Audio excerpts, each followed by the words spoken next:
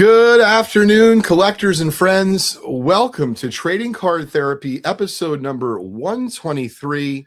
Today's episode is sponsored by Auction Wire, which is, in my opinion, the Expedia of sports cards. What do I mean by that?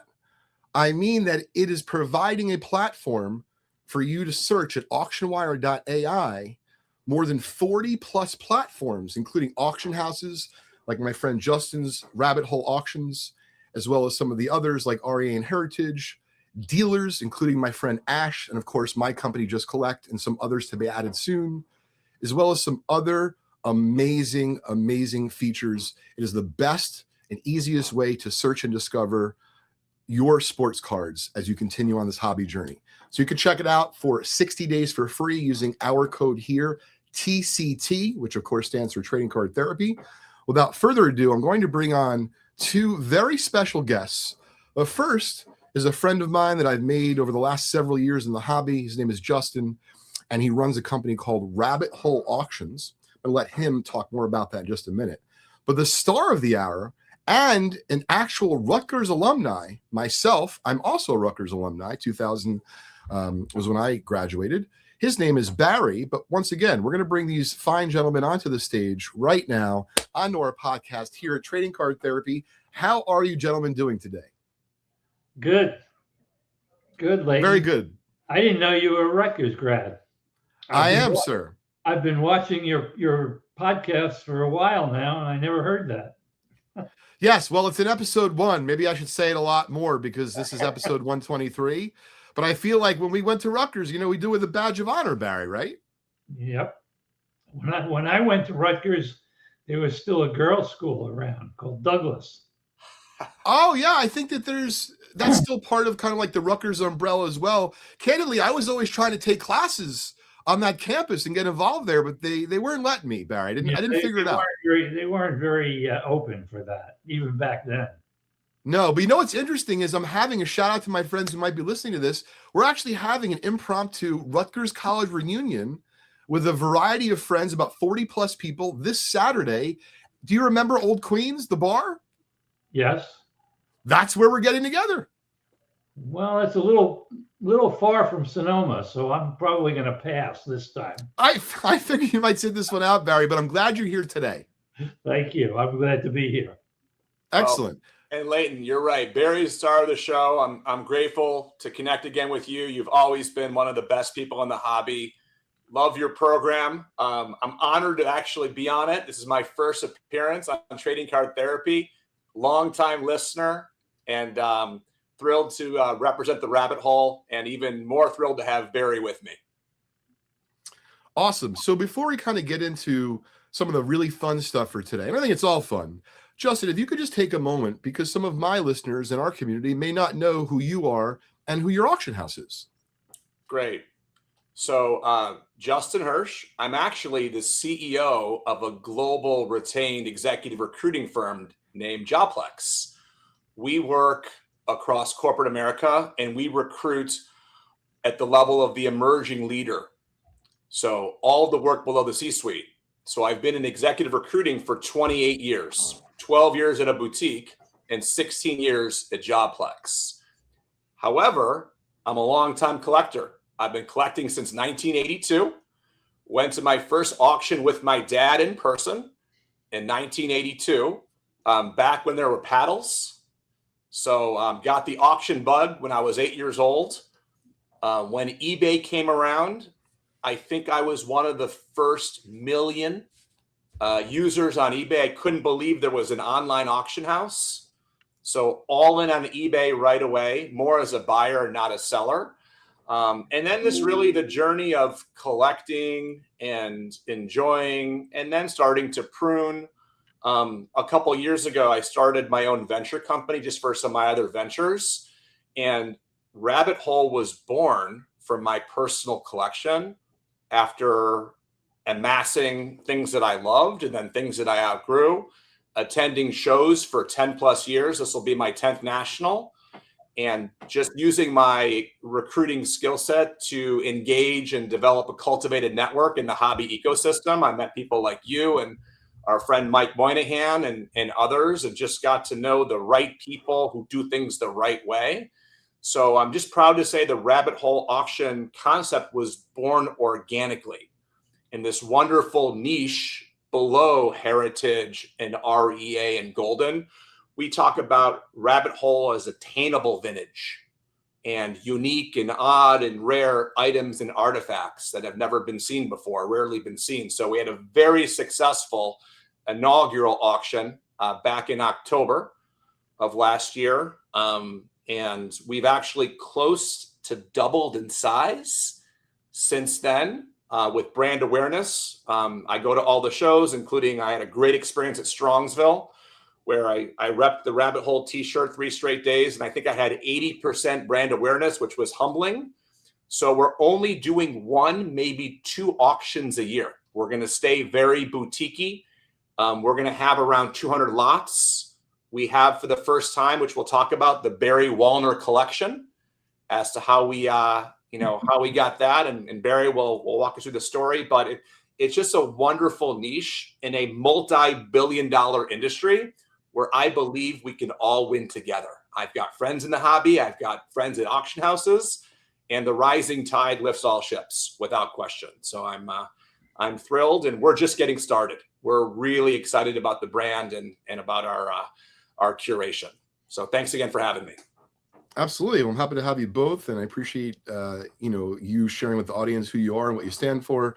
I was a bidder in the auction. This auction, I'll be not only a bidder, but also be a consigner.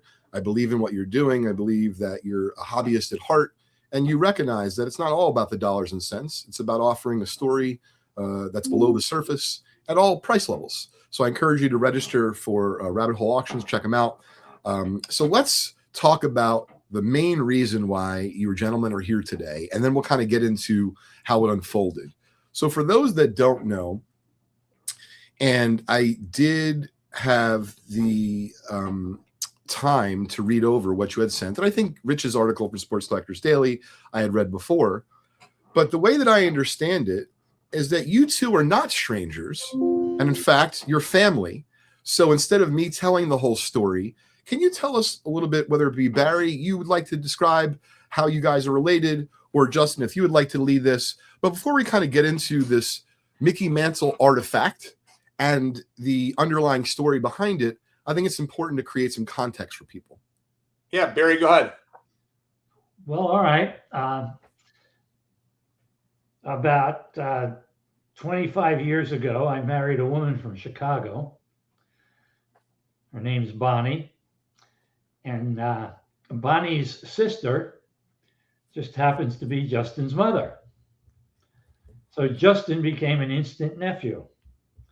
Now, over the years, I remember going to Chicago. We would go there every other year or every third year.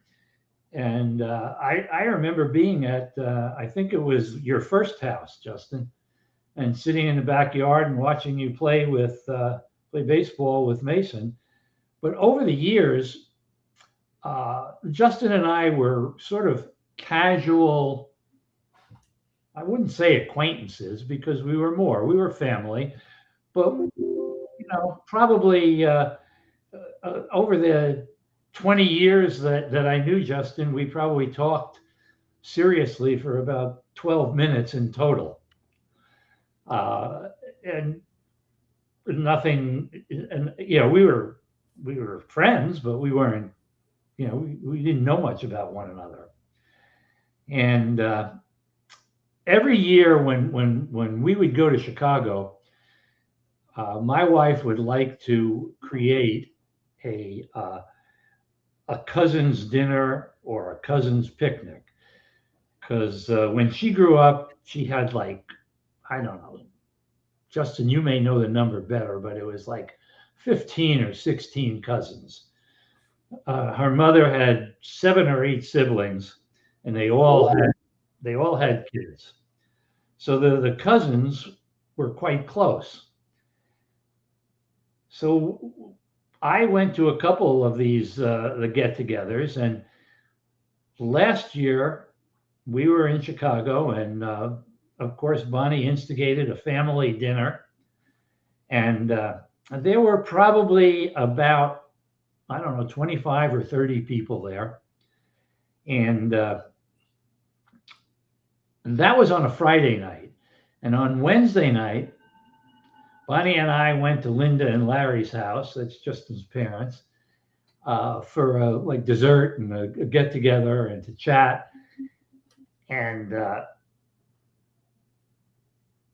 somehow, I don't remember how it actually came up. I think Linda was just bragging a little bit. And she told me about Justin's new venture. And he had just completed his first auction. And I went up on the website and I looked at the stuff that Justin had, and I said, my goodness, I have got to talk to Justin. A little background on why. When I was a kid in the 50s, I had this hobby. Now, I wasn't a card collector. I became a signature collector. And I had this hobby of sending pictures that I had cut out of magazines to all my baseball players. And most of them, whenever I could get a full page photo in a magazine, that was the key. And I would cut it out, put it in an envelope, write a letter to them, put in a self-addressed stamped envelope, and get it back. Most of them came back. So wow. Now I never considered this a big deal as I continued to grow up. This lasted for about 8 or 10 years, roughly from about 1950 to 1960. And I have about, I guess, roughly 50 or so pictures with signatures. Some I've actually lost over the years. And most of them are Hall of Famers. And we'll get into probably some more detail a little later. But I said, I've got to talk to Justin about my hobby. The only thing I have ever done with it is show it to people when they come to the house, because I have all these in a book. And if somebody would mention baseball, I would say, oh, you got to see this. And I never considered anything else about it other than to proudly show it and talk about what I did as a kid. So at this dinner, like I said, there were about 30 people there, and we had this big, large square table that people sat around. And just as we were heading to sit down, I grabbed Justin and said, let's talk over dinner. And we sat on a corner of the table facing one another. And when I started telling Justin about my story, he got more and more interested. And of course, one of the things in this collection happens to be a 1952 Bowman Mickey Mantle card with his signature on it. And I started the discussion telling him that. And Justin got interested. Hold on. Justin was efforting to process and do the math of 51, 52, because at the time, Barry didn't describe his Mickey Mantle card as a 52 Bowman Mickey Mantle. He described it as a Mickey Mantle with a facsimile autograph, and the other one, and of course, the visions of grandeur was 52 tops. Sure. Right. But then we talked some more. I'm like, it's not 52 tops. It could be 53. I was pretty sure it wasn't 51. And then he described it. And, I'm very good at Google and surprisingly good at AI. So we landed on what it was, but I was having a hard time believing it.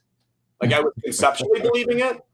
Interesting. So, and I'll let Barry continue the story, but it was a big square table, but it was the moments where it felt like it was only he and I. Yeah. It was ignored everybody else. It was terrible. Yeah. And we just kept going and going and going. And Justin kept querying me, and I kept giving him more information. And go ahead, Justin. You talk about what your first question to me was when we figured out it was a 52 Bowman. I had an idea on what it was, 52 Bowman, and he talked about, as he said, all of it through the mail. And I obviously thought it was fascinating because a lot of people used to be autograph hounds and would, at least go to the ballpark. This was not Barry. Him and his older brother were literally only through the mail.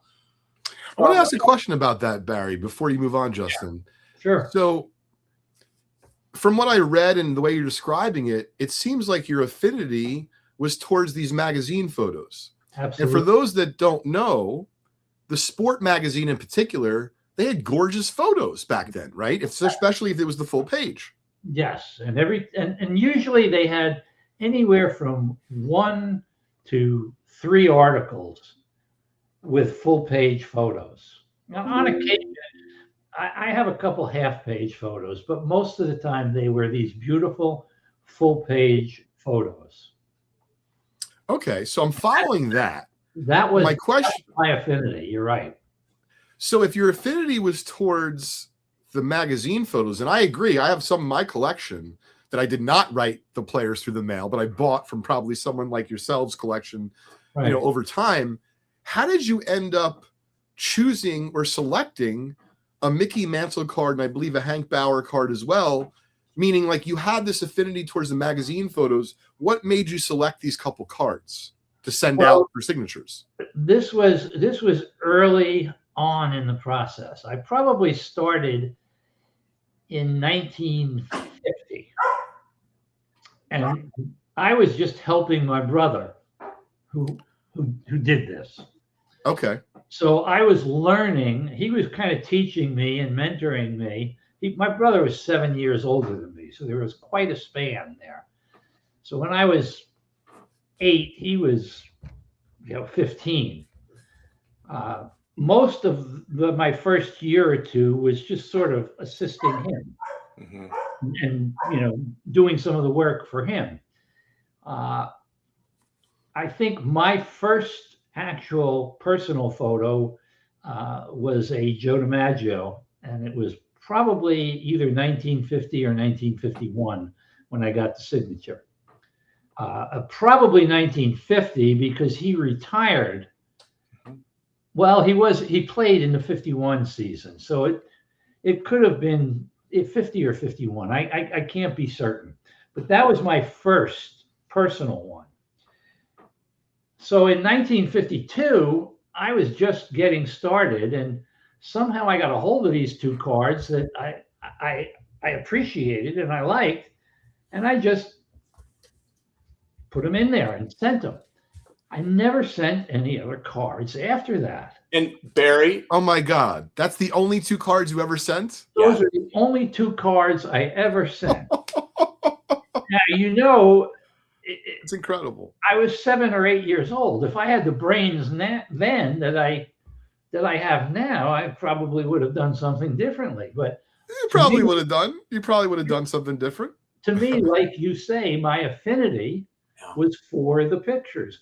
And to be perfectly honest, Leighton, over the years, I always thought the pictures were cooler than the cards. Of course. Well, yeah. And I was trying to figure out, because back then nobody was getting baseball cards autographed. They were getting baseballs or pictures Photos. or just photos, magazine photos, sure. like pieces of paper. So that's what I was just processing, and that's Barry. We were together for an hour and a half. Barry probably talked for an hour and 15 minutes of the hour and a half. I was asking questions and just trying to process the reality of and I want to shout out Aunt Bonnie.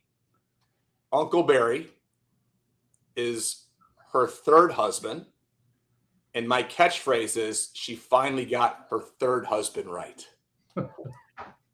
Finally. Thank you, Aunt Bonnie. I continue to tell her that too, but That's great. And she agrees that I'm the best one so far. That's fun. Well, we still got hopefully plenty of time left, Barry. That's for sure. Well, listen, I want to interrupt because it now has come to me and I don't usually like title an episode, but I can tell you this one will have a title, and it is definitely the Mickey Mantle Miracle. Because the fact that you were not really doing, of course, any of this for the value, you had the affinity towards the magazines. You're doing this really as a young child. I can't call you a teen. No, And you somehow elected just two cards, and one of them just turns out to be the Commerce Comet. And of course, you didn't know what would happen in our hobby, meaning the hobby that Justin and I love, and collect, and of course operate a little bit in. But it really is a miracle because, of course, the cards could have easily just not come back to you, Barry. Absolutely. I mean, there were. I'm sure there were cards, not cards, but there were pictures to a few of the Dodgers. You know, the boys of summer that didn't come back. Because I'm sure if I had a Pee Wee Reese picture or a Duke Snyder picture, that would have been in the mail in about 4 seconds. And I believe I don't remember specifically, but I'm sure if they were there, I would have sent them. And I don't have one of them. But I have a number of those, because I was at that point in time, I was more of a Dodger fan than anything else. Now I didn't love the Yankees, but I respected their players, even as a little kid, because they kept beating the Dodgers. Do you think that's what led you to send those two cards? Yeah, possibly. I can't be 100% certain, but I had the two cards, and I knew that Mickey Mantle was not Mickey Mantle at that point in time. Great point. He was a sophomore, just coming off a rookie season, and nobody even knew if he was going to be able to walk in 52, much less play. Because of the injury in the 51 World Series. Right. It ended up he had a good 52 season, and by the end of 52, he was clearly on the path to being the Mickey Mantle that we know today. But at the beginning of 52, he was just, the heir apparent to Joe DiMaggio's center field spot. And according to Casey, he was gonna replace not only Joe DiMaggio, but Lou Gehrig and Babe Ruth as well, all in one swoop. So yeah, he was a prospect. So when I got the card, I said, "Yeah, well, let's send it off." I did. Do you remember how you got the card? Did your brother give you the card, Barry, or did you get it out of a pack? No, I got it out of a pack. Where did you buy these packs from? At that point in time, I used to go down. We lived in an apartment building in Hackensack, New Jersey. And I remember this very vividly. I would walk out of the building, go around the corner, and just on the other side of the back of the apartment building, there's a little luncheonette called Breslow's. It was owned by a guy by the name of Breslow. And I knew his kid, I knew his kid, who was my age, pretty well. And I used to go there, and every Friday I would buy, because that's when I got my allowance, I would lay down a big quarter and buy 5 packs of cards. And then I would, sometimes I would unpack them there. Sometimes I would bring them up to our apartment. But that would generate about 30 cards, because I think they were either 5 or 6 to a pack. And I think they were 6 at that point in time. And then I would put them in my pocket. I would run around with them. I would flip them against walls with my friends. We would trade, if I had, and I don't even know, I might have gotten the Mickey Mantle in a trade. But I'm pretty sure I opened it in a pack. We would trade if I had 2 Pee Wee Reeses, and you got 3 Jackie Robinsons, I'll take one, but I never put them in folders or boxes or binders. I put them in my pocket. I carried these things around with me all the time because that's incredible. They were close. Now, Barry, did you love the gum? Like, were you a big chewer of that gum? Gum. I didn't. 5 pieces of gum were a little too much to chew, but I always chewed 1 or 2 of them. Yep. Yeah, I remember, even though we grew up in different time periods, that the gum in 86 and 87, it lasted about 7 seconds. How long did the flavor last in the gum in 52? Do you remember? Yeah, no, probably a little bit longer than 7 seconds. But okay. So you had some good stuff. I don't think it was much more than 2 minutes. Oh, probably not. No. So yeah, it wasn't that good, but I love. But I don't know how to describe it, but these were just cards that I wanted in my pocket. That's what I mean. So can you let's dive a little bit deeper. So when you say your pocket, like, did you have a pocket on your shirt, or you mean like your pants pocket, your back pocket? My pants pocket. And when you say you had them in your pocket, right? Because if you went every Friday, I can do the math.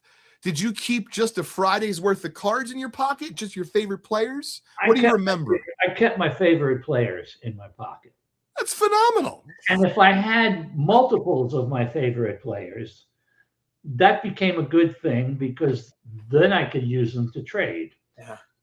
Love it. And I don't know why I wanted to keep at least one, because like I said, I wasn't like you guys into collecting sets or collecting.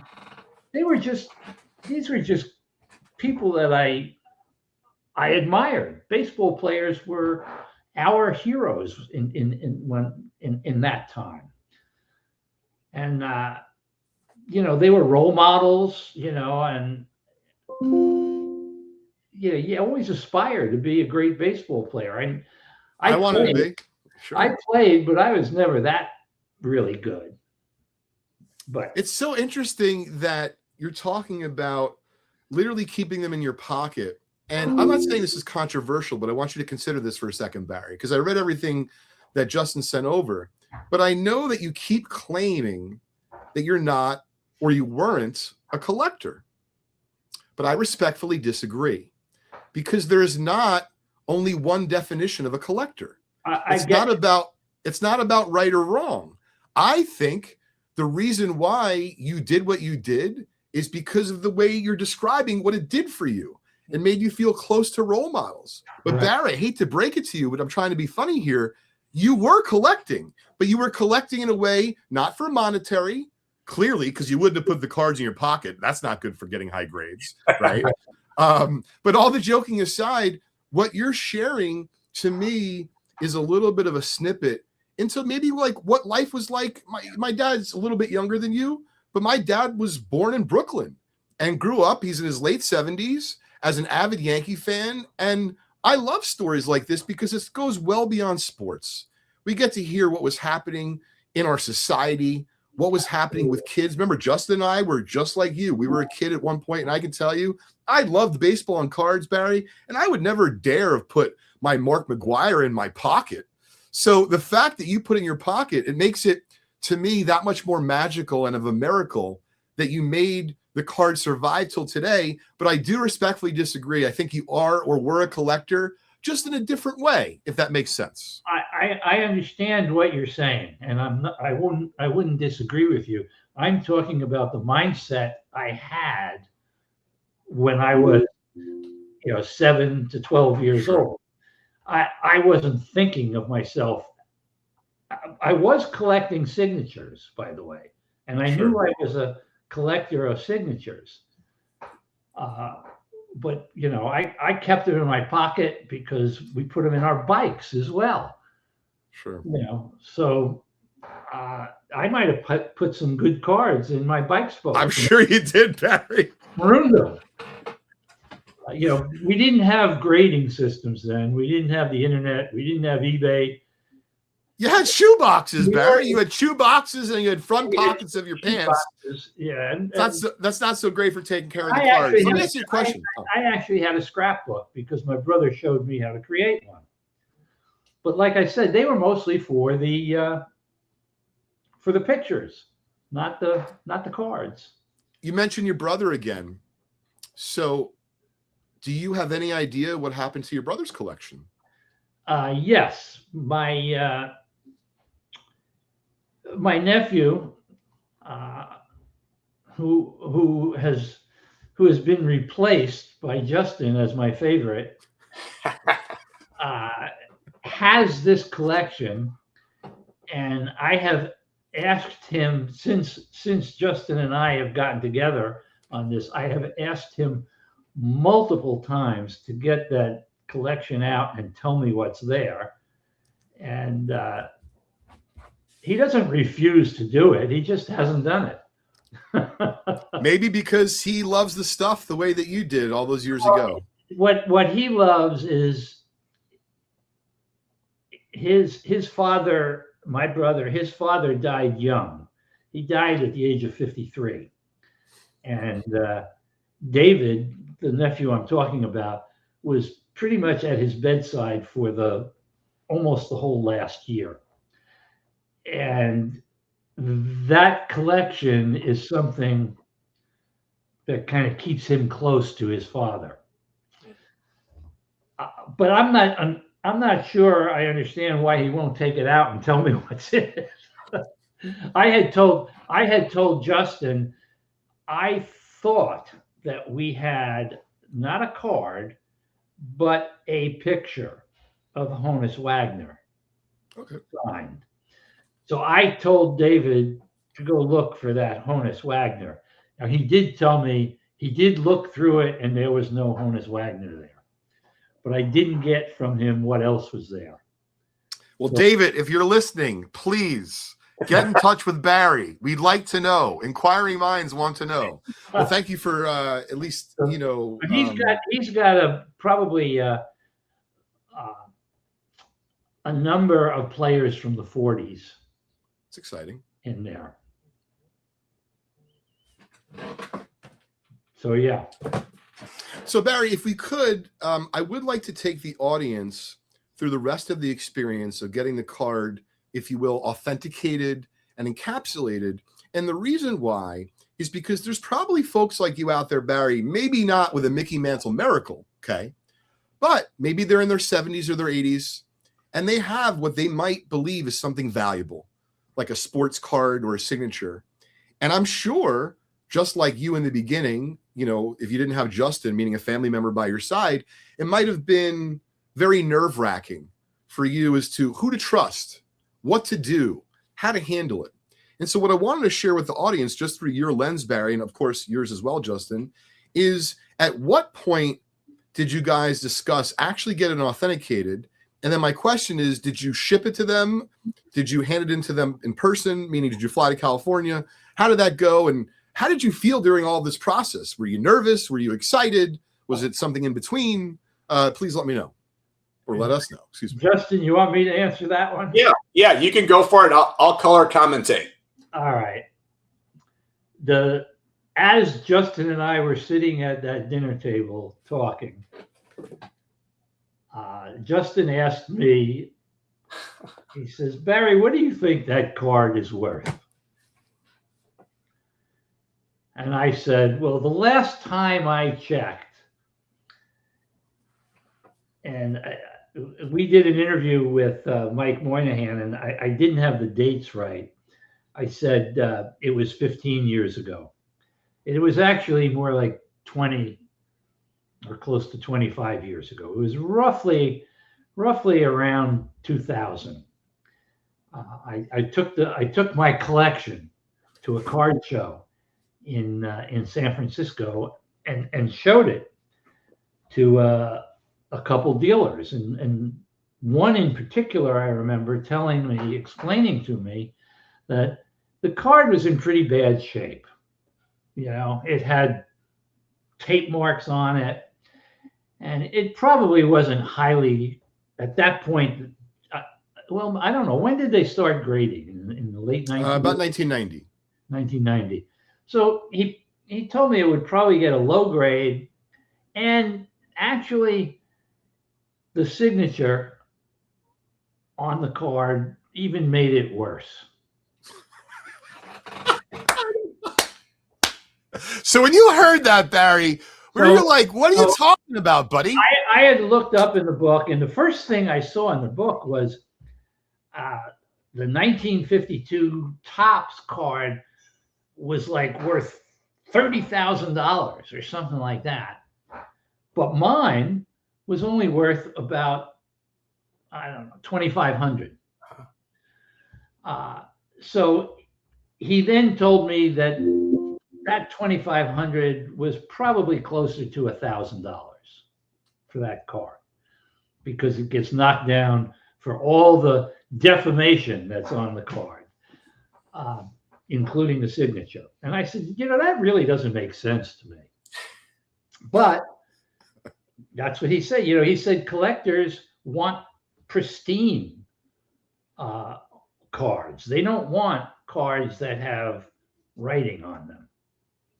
And even if it's a signature, they don't want it. And apparently that's the way it was back then. He's right. I've learned that it started changing around 2010, 2015, somewhere around there. But nevertheless, so that was the last time I had ever really checked. So I said to myself when Justin asked that question, if it was worth $1,000 then, I don't know, maybe it's worth $2,000 or $2,500. So I told Justin $2,500. I told Barry, I said, okay, because I'm highly skilled in under promising. So then there'd be a time to over deliver. All I told Barry, I said, you know what? The journey ahead is going to be a lot of fun. I said, and we're going to take the over. So I said, yeah, I'll take the over. No, Justin said, Barry, we're probably talking about 5 figures. Yes, I did quote him 5 figures without. So my mind said, wow, 10,000, 15,000 maybe? Wow. That's pretty cool. And then we talked further and further, and we got more and more into it. And I got pretty excited. I wanted to, as you said, I never trusted anybody. Mm-hmm. All of a sudden, here I was sitting across the table from someone who I'm really just getting to know, but I'm feeling he's my nephew. If I can't trust my nephew, who the hell in the world can I trust? And he's got expertise. So I get home. That was Friday night that we had that dinner, and I fly home on Sunday. And we get home probably about 8:00 at night. And the first thing I do when I don't unpack, I go into my study, I pull out that baseball card, and I take a picture of it. And I take a picture of that card, and I think, no, that's all. I just take a picture of the Mickey Mantle card, and I text it to Justin, and I say, here's the card. I'm tired. I'm going to sleep. I'll send some more stuff tomorrow. So what's the sound where when you look at your text and you see a photo and you hear, oh. Totally. Yeah, totally, Justin. You are not going to believe the next part when I received that text. That's the only way. Time stood still. It was a moment. It was quiet. And then there was that. So the next morning, I get up early, and I take about 25 pictures of my pictures. I just flip through my book and take a picture and text it, and flip through my book.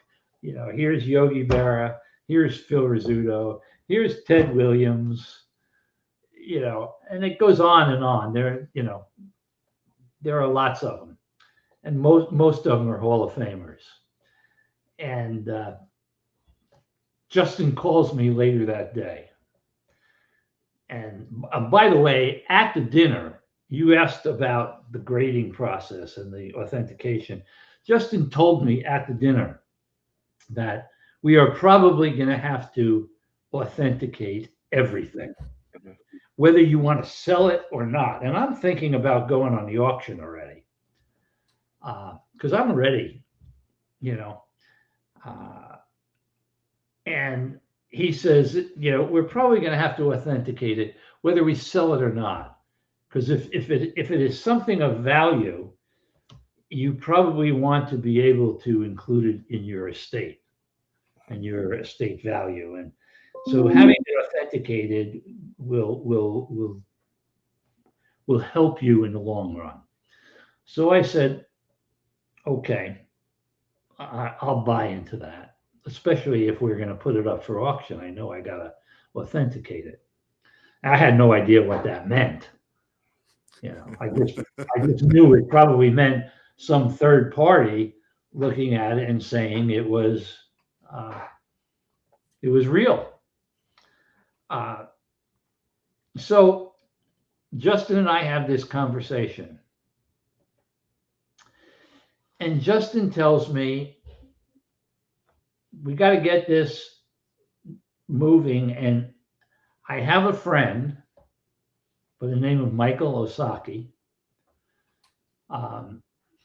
who has something. He's an assessor, I think, or an appraiser. He's an appraiser. He's an appraiser for PSA, and Michael lives in Chicago, so Justin knows, and Justin meets with him occasionally.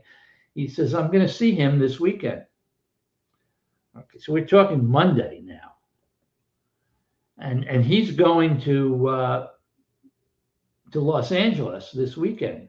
So if I can get that stuff by this weekend, I can give it to him and he can carry it to PSA. That was the first time I heard PSA, by the way. So I said, okay. So I took, this is a funny part of the story. I took my whole notebook and I stuck my card in it, which was in a plastic container about this thick. And I put a rubber band around it and I wrapped it in a box and I brought it over to UPS. And I sent it to Justin via UPS. Now, at this point, remember, I'm thinking that card's worth maybe $10,000. And let me interject. At the time, and I've got 2 kids in college, and it was right around mid-November when this was happening. I did think about getting on a plane to go to San Francisco. I've had good experience with UPS and FedEx, but if I can do it over, I probably would have got on a plane, to be honest, if I would have really known what I know now. Barry and I agreed to a nice amount of insurance. But yeah, we went UPS, I think 2 nights. It took 2 nights, 2 days. It cost me about $250 to insure this thing. Yeah, we did that right. But I wanna be vocally self-critical, and I want to wear it. The next one out there, I'm going to bring Leighton, and we're going to both get on a flight. You don't have to convince me to do that, Justin. Don't worry. So it was kind of funny. Both Justin and I were tracking that pretty closely. I can imagine. As it was going across the journey from San Francisco to Chicago. And then it finally arrived in good shape. And of course, it got there in time, and Michael did take it to PSA, and we did get the card back reasonably soon. I mean, it was like what, 3 or 4 weeks? It was 3 weeks. We did a higher service. We had a VIP experience, and we're grateful for Michael Osaki's relationships, because I know what I'm very good at doing, and I also know about the importance of leveraging one's cultivated network and relationships. And I was unqualified to navigate that level of PSA ecosystem. Having Michael's relationships and his trust and his guidance was helpful to both Barry and I. Well, shout out to Michael, who's a friend of mine as well. Sounds like everything was handled flawlessly. And so, Barry, my next question is, after it's authenticated, did you know at that point that you were willing to sell it, or should I back up? Like, at what point did you decide you thought you were definitively going to move forward and sell it? Probably not long after Justin told me it was in the 5-figure category. Appreciate you being honest. And, I didn't expect much different, but I was just curious if it was anything different. But it makes sense to me, right? To be clear, Barry, you're not only going to get the proceeds, right? So whether it be you use it with your lovely wife or you share it with your family, but you also had the enjoyment and the pleasure of not only owning it for decades, but the pleasure of literally helping to make this Mickey Mantle miracle, right? Of course, you needed Mickey Mantle, but you needed a little bit of a young, child's ingenuity following his older brother's footsteps. To be honest, I remember reading Baseball Digest as a kid, and I would go to my father weekly, Barry. Hey, Dad, can you send out, here's $2.50 in quarters. Can you send this out in a money order? I need you to get a money order for me. And he would be very annoyed with me, Barry. So, I'm very, I guess, surprised and grateful that your journey turned out the way it did, because I know participating in mine decades later with a lot easier of a time to find a post office, etc., there is no doubt in my mind that card is a miracle. Yeah, and then as time went on, Michael, it was kind of funny. Michael was looking at it, and when we talked to him, he said, "You could probably add a 0 to that first estimate you had." So now I'm up from 10,000 to 25,000, and I'm going a little nuts. Well, what we've also learned, thanks to our friends at Heritage, who had a similar item for auction in January with 52 Bowman Mantle with their Golden Age collection with an autograph a couple of years later than Barry's, I think sold for $91,500. $91,500. So that really opened our eyes quickly. Well, that's very exciting for you, Barry, and your family. Very. And I'm just so grateful and honored to have both of you on here today to tell this story. It's incredible to hear it from the little kid who did this way back decades ago in the early 1950s, Barry. Amazing. But yeah, I keep telling everybody that I've told the story, if you will, about what I did as a kid hundreds of times. Like I said, every time someone would mention baseball and I'd bring this thing out, I'd explain to them what I did as a kid. But it was never for I hadn't ever thought about it being worth anything. Yeah. So it's just amazing to me. And I Justin said when we agreed that we would talk further about it, and I would do what we did and send that stuff to him. Justin said, "Barry, we are going to have a lot of fun. This is just the beginning. You are not going to believe it." And I want to tell you, I have had more fun since October of last year dealing with this and actually becoming, if you will, I don't know if I'm becoming a collector, but I certainly am a voyeur in the collecting world. And I have been watching videos. I've watched your videos. I've, watched Sammy Thunder. Sammy's a friend of mine. I've watched, I get a kick out of Kyle Kravitz and all his negotiations. And I've just started watching all of these things, and my wife can't believe how consumed I am for this last year. Barry, we're proud to announce you're going to be attending your first national this summer. Yeah. In Chicago. Oh, that's great. Yeah. Well, Barry, with your permission, I would like to get, hopefully it'll be the only dual one, but I'm going to bring a baseball, and I would love for you and Justin to sign it for me. Maybe with a little inscription about the Mickey Mantle miracle would be nice. Okay. I've never been asked for an autograph before, Leighton. Well, there's always a time to start. Barry, that it feels like is an excellent way to wrap up, because now that you're going to be at the National, I feel like I'm going to see you very soon. And I'll tell you, I had this reserved for here, but I'm going to do one better. I'm going to bring it to the National. So what I wanted to do was something cute, and I would imagine you had not opened a vintage pack of cards in probably quite some time. Is that true? That's very true. Well, this is not exactly a 1952 Bowman pack, but it is a pack of 1983 Donruss. And in 1983, you could have got the rookie cards of Tony Gwynn, Wade Boggs, and Ryan Sandberg. And I was going to open that pack with you here today on the show as kind of a reminder of the joy of what it feels like to open a vintage pack. But now that you're going to be at the National, I'm going to save this, Barry. I'm going to bring it because I know I'm going to see Justin at the show. And of course, now I'd like to see you and spend a few minutes with you if you have the time, and chat and open this pack together. That sounds great. I'm sure we'll have time. Although Justin's got me pretty, I don't know exactly what we're booked to do, but Justin keeps telling me we're pretty booked. Good. We've got lots of things happening, and I'm going to be a busy boy during the.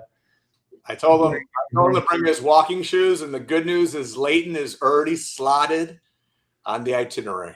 Okay. Excellent. Well, I'm happy to hear that, Barry. And I would say, just because you were kind enough to shout out a couple creators in the space that are not only friends of mine, but do a great job at their craft.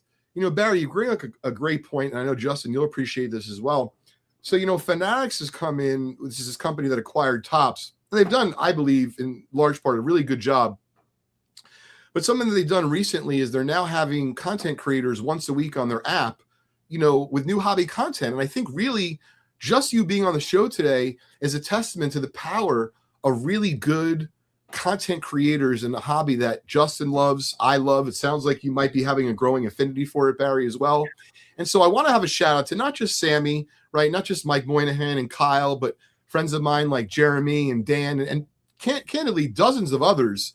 But I think collectively, we're probably doing a better job than we all give ourselves credit for. Individually, we might feel like, oh, I need more views or I need more of this. But I'll tell you, if we're converting someone who's in their 80s, this gentleman, this fine gentleman right here, Barry, and he's enjoying our content, let's keep up the good work. Justin, awesome job finding another beautiful hidden treasure in the rabbit hole, this time with a family member. Like I said, I'm looking forward to meeting you in person at the National, Barry. And I don't usually do this, but I like to sign off together here on Trading Card Therapy. But before we do, Barry, I wanted to see if you had any parting words for folks. Just about life, a life lesson you've learned that, you know, would be good for maybe someone like myself or Justin or my son who's 11 years old.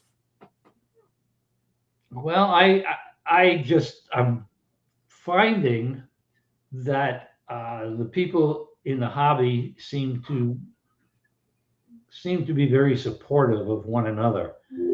So I wish someone had encouraged me back then to stay in it and continue with it, or get back into it sooner. And for your 11-year-old, just tell them to keep collecting or start collecting. It's a good thing to do. I think it's a healthy thing to do, and it's a hobby that can be pretty supportive. And you know, nowadays there's an investment aspect to it. I'm not sure whether, you know, I'm still trying to determine whether that's a positive or a negative, but and it's a little of both, I think. But it seems to me like, you know, in my conversations with Justin, in addition to his work life and his family life, he's created a little niche of a network of very supportive people that are interested in, even like you mentioned earlier, that not only are you going to be a bidder, but now you're going to be a consigner for him to help him grow his business. And I'm sure that's not because you think Rabbit Hole Auctions is the greatest auction house in the world. It's because you think highly of Justin and you want to support him in the process and do whatever you can to help make that a successful venture. I find that very, very positive and encouraging as part of the hobby. Well, I couldn't have said it better myself, Barry. Really, really, like I said, grateful and proud to have both of you on today. Looking forward to meeting both of you at the National, getting my baseball signed. Hopefully it's a 1-of-1. And with that, we're going to sign off here. Trading Card Therapy, episode number 123. If you enjoy hobby conversations like this, I highly encourage you to subscribe to our YouTube channel, Just Collect. You can also enjoy our podcast on places like Apple and Spotify. We'll see you real soon. Take care.